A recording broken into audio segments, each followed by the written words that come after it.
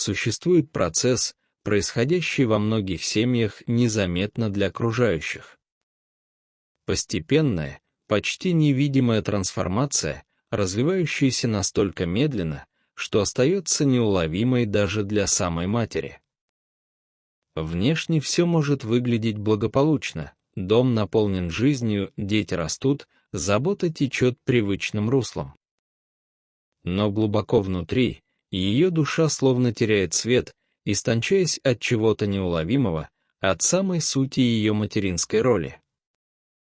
А если больнее всего ранит то, что не произносится? Эти невидимые нити, сплетенные из ожиданий и молчания. Ты же мама.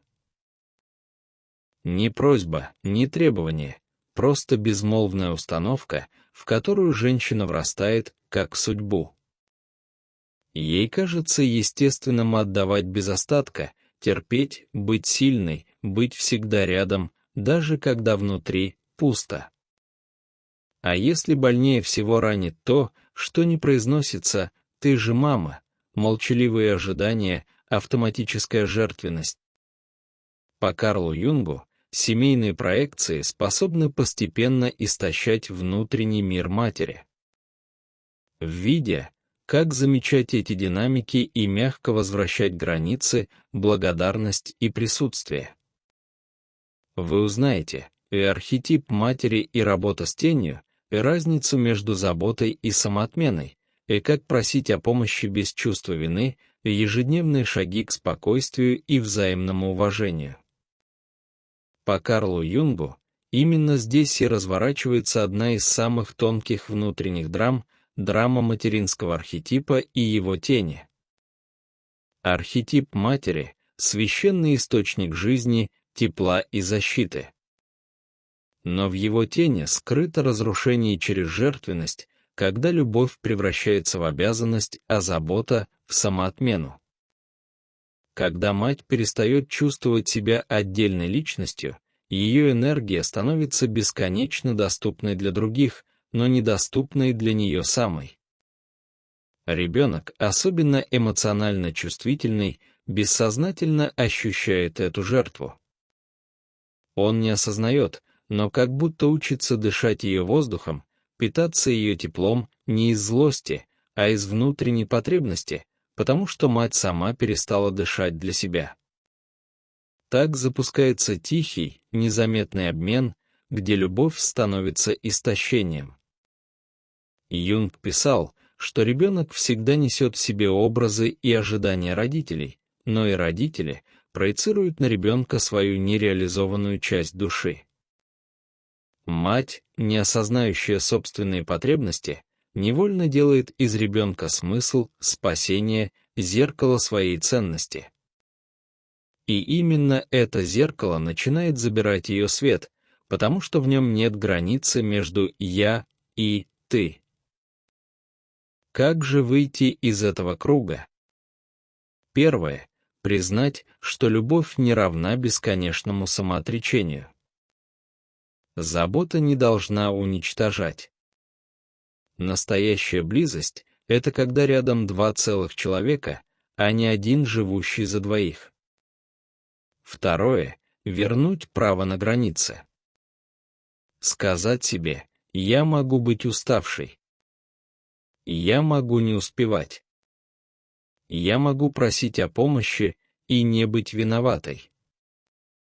Третье — учиться благодарности и присутствию.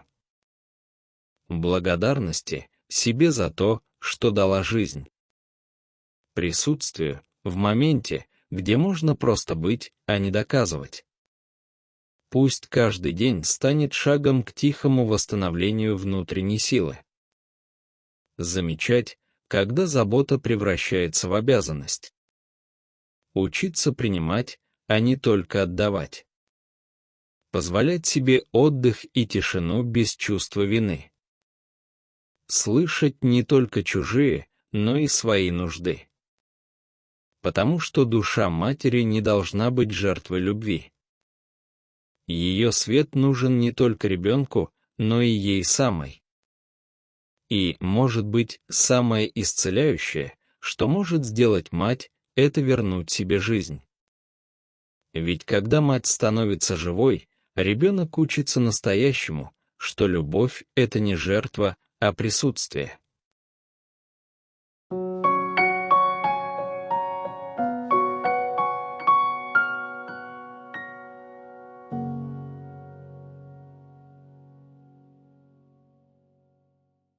There is a process that unfolds in many families, unnoticed by those around. A gradual, almost invisible transformation that develops so slowly it remains undetectable, even to the mother herself. On the surface, everything may seem fine, the home is full of life, the children are growing, care flows in its familiar rhythm. Yet deep inside, her soul begins to fade, thinning under something intangible, the very essence of her role as a mother. And what if the deepest wounds come not from words, but from silence? Those invisible threads woven from unspoken expectations. You're the mother. Not a request, not a demand, just a silent command that becomes part of her destiny. It seems natural to give endlessly, to endure, to be strong, to always be there, even when there is nothing left inside. According to Carl Jung, this is where one of the most delicate inner dramas unfolds, the drama of the mother archetype and its shadow. The mother archetype is sacred, the source of life, warmth, and protection. Yet in its shadow lies destruction through self-sacrifice, when love turns into duty and care becomes self-erasure. When a mother stops feeling like a separate being, her energy becomes endlessly available to others, but unavailable to herself.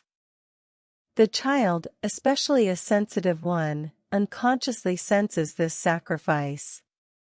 They don't mean harm, but they begin to breathe her air, to feed on her warmth, not out of malice, but because the mother has stopped breathing for herself. Thus begins a quiet, unseen exchange, where love turns into depletion. Jung wrote that the child always carries the inner images and expectations of the parents, but the parents also project their unrealized parts onto the child. A mother who does not acknowledge her own needs unconsciously turns her child into her meaning, her salvation, her mirror of worth. And that mirror, unknowingly, begins to steal her light, because in it there are no boundaries between I and you.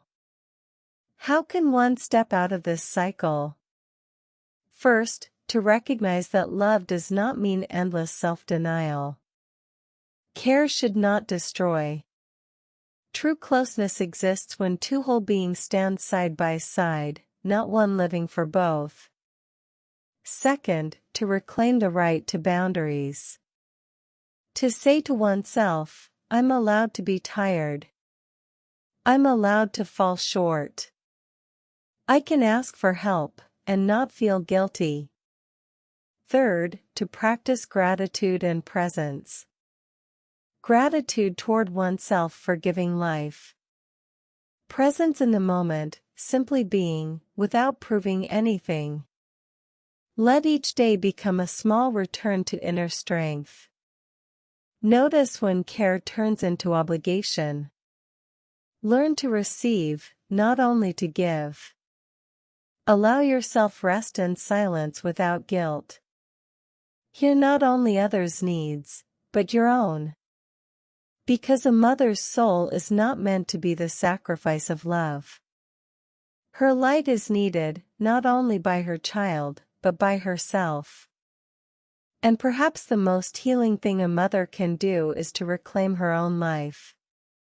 For when the mother becomes alive, the child learns the deepest truth, that love is not sacrifice, but presence.